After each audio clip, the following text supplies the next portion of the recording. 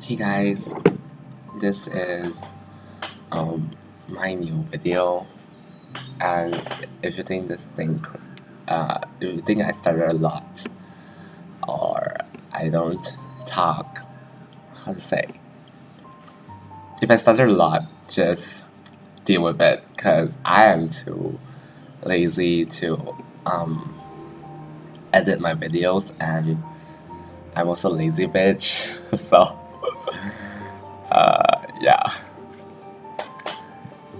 So actually, I've been getting lots of inspiration to not do weird Sims videos, to not do horrible gameplay videos, and to actually just do something that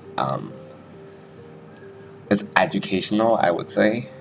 So I've decided to do something different instead and reveal a little bit of my real life to the world, I guess. Um, I'm going to talk about my personal art journey and just how things were when they were a lot older back then, where times were much more simpler in my time. I mean,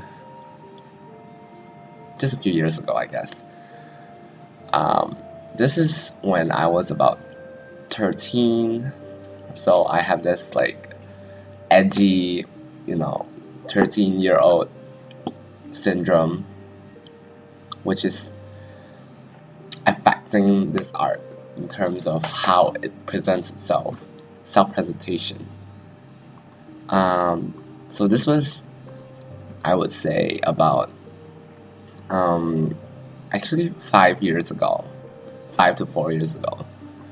I would say five actually.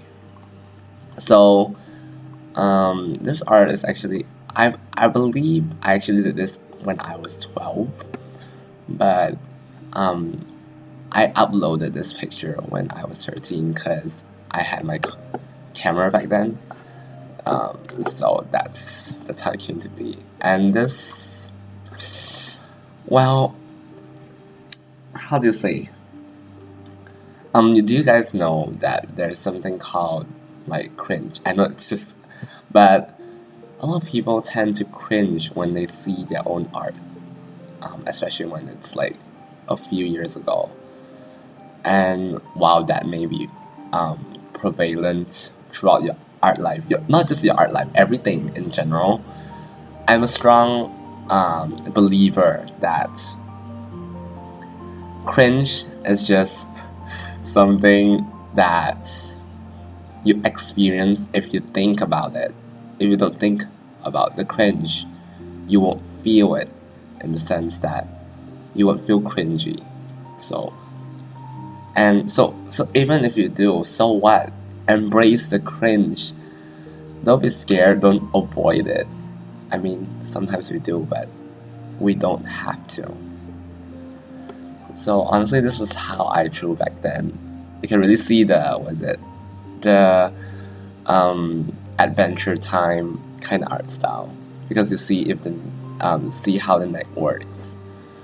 It's the conjoined neck art style, so it has to be Adventure Time influenced. It's horrible in the sense that actually, do you get actually I feel like this was one of my best arts when I was about this age. I keep on saying that, whoa, this is so good, this is so good. Even like 2 years later, I was like, this is the best art I've drawn since I was 12 or 13. I still think so, because all of my other art when I was 12 is really bad, and this is already the least of the bads. I should probably redraw this. I think I did so digitally, but it really sucks. It really does. So I'm not gonna talk too much about this. I'm just gonna show. Yeah.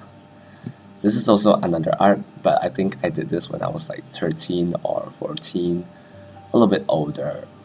But this is still, I would say this is actually worse than this, just because this doesn't have enough details, and I feel like the simplistic nature became the kind of like beginner artist flaw, because if you don't add lots of details to like shaggy ass lining, it really shows that you're new in art, if you know what I mean.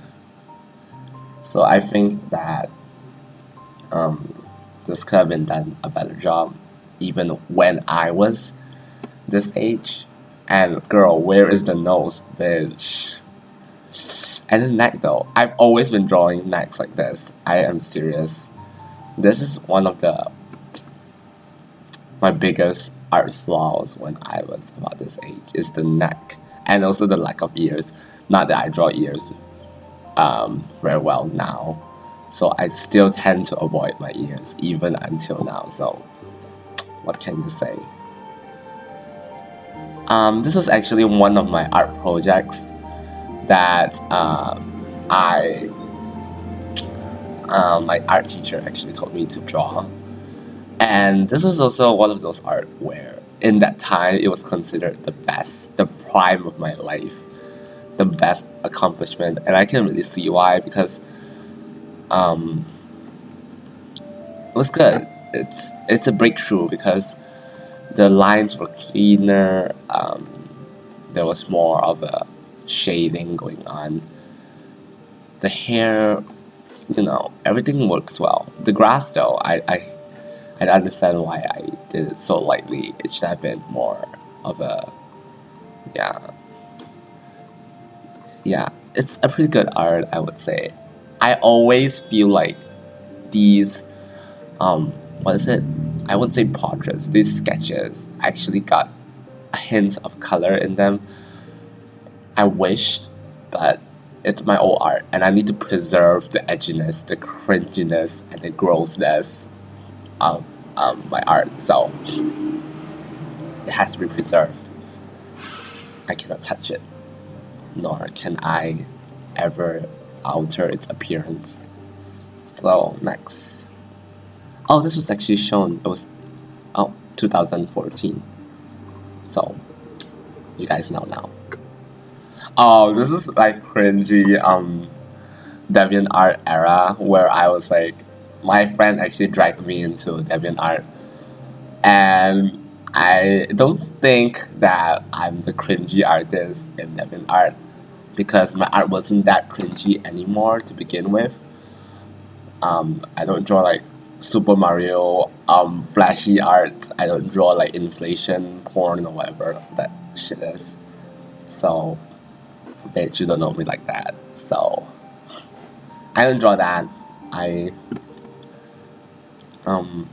This is the time where I start to use filters, because I heard that it makes the art look good, and it's true, and it's tested, it's real, it makes a big difference in every single piece you draw. It doesn't change anything, because let's be real, most of the time the camera does not take in the color, does not take in the saturation. So what's wrong with doing a bit of like plastic surgery to art, right? So this is how I've noticed that if you draw cute shit or really pretty shit, your art gets shared in DeviantArt a lot. So I can't do pretty shit at this point, so I just have to do like cute shit, and it's kind of cute. I would give myself that even until now. I think it's pretty cute art. So yeah. This is also my DeviantArt stage. I wanted to go for something further. Wanted to improve myself. Wanted to change the sort of change that that you will make your art more clean, more precise. So I did. I think I've done a pretty good job here. I think if it weren't for my DeviantArt stage phase, I guess, but if it wasn't for that, I don't think I would get that far, because you really have to go through lots of cringy phases, edgy phases to get to where you are right now. So it's pretty good. It really is. Even until now, Like the only thing I would say is like the chopstick hair. I don't understand what this bitch be like tying her hair onto, but it's really cute. I think even back then I would think that this is pretty good. Most of these art that I'm using in this video are arts that I personally um, really like when I was that age, or I still like it now. I feel like it's a sin for a lot of artists to like their old art because it really is. A lot of people tend to be like, "Oh, bitch, you're a narcissistic artist." I don't think so. I just think that it's called embracing your old shit. Oh, girl, this is ugly. Actually, I have to say. I tried to do that kind of like shading, but it really sucked and really failed. The lighting pen, girl, her hands, girl. Nothing is good here, actually. Everything kind of sucks. I don't know why I put this inside, but it was kind of a failure. Even back then, I felt like this was a failure because I knew that I could have done the hands better. I mean, longer and more in proportion, and I didn't because I fucked up. So, okay, this is kind of like my story on my art rival. I feel like this video is going on too long, so I'll try to summarize it. I actually used to have an art rival. I still do. She's still alive. So, but she was the one who introduced me to DeviantArt and brought this phase onto me. And she's a pretty good artist. But this art is actually a forbidden cringe for her, but I didn't care. I think it's okay. As long as they don't show who drew this, I'm sure it will be fine. So this is my version. It's actually a collaboration if you don't, if you guys don't know. We're drawing the school library, so yeah, we do talk to each other in real life. So I do have a life. So I think she's still, even until now, as a more professional lens, I guess, perspective. I think that she actually won by a little bit of a mile, not just like a few centimeters, actually a mile, because it's actually more lookable. When you look at this art, you will look at this, not this empty ass 12-year-old line art. I always do my art really clean. I really want to change it up a little bit. Even until now, I feel like my art is too clean. It's not clean, it's just too empty. And I don't think that's a good thing. But I think I've done a better job at concealing my flaws. This is one of my, what is it? My version on Clementine, on Walking Dead, The Walking Dead. And I think it's a very good one. I don't know. As you guys can see, I think compared to my older art, I think I'm improving. Okay, this is actually my first line art in my art tablet. That means digitally. So this is one of my my first brand new digital art, which is really ugly because once again, emptiness syndrome. So empty, nothing to see. There's nothing to see, nothing to look at. It's just a bland ass, poorly done piece. But it's okay. I got better. Okay, this is me trying to explore. I would say trying to use one of my art studios, Clip Studio Paint Pro. I actually don't have this. This actually expired, and I'm too poor to pay for this shit. So, yeah, donate to me, bitch. Oh, so this is actually my first completed digital art on that painting software. I think I did a pretty good job. It actually took me like 6-7 hours, but I couldn't feel my hands later after that. So this was still, I think, 2014 or maybe 2015, I don't know. I'm so confused, but I think it's 2015 early on. The colors are really bland, but don't blame me. I don't even know what layers are. I can use layers for the bush, but that's about it. I don't know how to fully utilize it in the sense that, you know. So this was how it is, okay? Alright, this is one of my more newer digital art. I think it's pretty good. It's not the best, but it kind of reminds me of flashy, contrasty art in the behind. I mean, so it looks weird from the behind, but it's good. All's good. My friend actually told me this was really contrasty back then, but I personally, even until now, I feel like this is really good as a color scheme. So personally, I don't really use references a lot, so I always, it's kind of like North Korea. You improve based on yourself and only yourself. You know, sad, right? Okay. Okay, this is one of my newer, even until now, I think this is really good. Trying to add more details to my art. And this is actually my Empress face. What that means is actually like, I'm really intrigued with like, the Chinese empresses, Japanese empresses, based on their hairstyles and how they dressed up. So I drew shit like this. It's really good. It's better than your emo face. Your typical emo ass. I don't know. It's better than Sonic the Hedgehog, okay? I have tastes, bitch. So details are coming out. Clothing folds are here.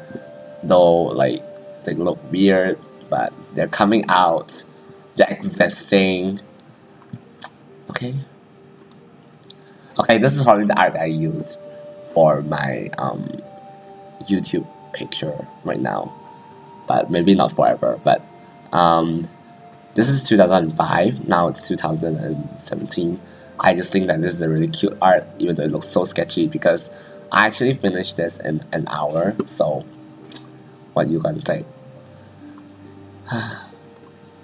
Alright, so this is, I think, my final art inside this file, because I'm just gonna show as far as this. So if you want to see anything beyond this, you have to give me suggestions. But this is actually the newest, which is kind of sad because we should have drawn more, but we're so busy right now. But this is one of my newest art fights, I guess, with my art rival. So I think she should be proud, but I think she might cringe. But I think by this, I think I did a better job than that, because first off, compared with which is this, because this one, my character was facing to the right. What that means is that it makes me really hard to draw, because I think most artists, especially when they're younger or when they're newer, they tend to suffer a lot when they draw on the different side that they are used to. And she was drawing on the good side, so this bitch be getting lots of advantages, and she still cringe. So I don't know what's wrong. Also, why does she look like was it? I don't know. She looks like she has an Adam's apple. Alright, so alright, yeah, a full circle from this to this. Okay, so my thing is that if you are a beginner, you've got to work hard on your passion if it's something that you really like. There's always a reason for your passion when it comes to art. Like maybe you want to pursue in an art career, or maybe that you want to compete with your friends, which was what I really wanted to do back then. I'm sure that I have a love with drawing or art, but never to the point where I feel like without my friends, I could draw independently and improve that much. So find someone that you know, find someone that you like, someone maybe a little bit competitive, determined to change. Find someone and improve together, and you can really see the difference. It really doesn't take much. Really doesn't take much time. So this was me 3 years ago, I guess. Yeah, 3 years ago, and I don't know what to say, but I feel like I have not improved that much, because 2015 was the year where I drew the most. I kept on drawing and drawing. 2016 I drew, but I stopped sometimes, and I drew. It was kind of like an age of procrastination. And these days I can't even draw anymore because I've been so busy. But I'll try my best. And really, actually, this art gives lots of self-reflection to me, in the sense that I should be drawing more. I can, and I should. So to every beginner that watches this, I feel like nobody will watch this, but mostly. But for beginners out there, try your best. Don't give up on yourself. And practice with lots of passion, with lots of love. That's how you go to the next level. Break down barriers and transcend. Alright, that's all I can say. So I hope this video has been, in any sense, educational, nice to watch. I don't think it is entertaining, because I'm not that kind of person that cringes a lot, so that's how it is, okay?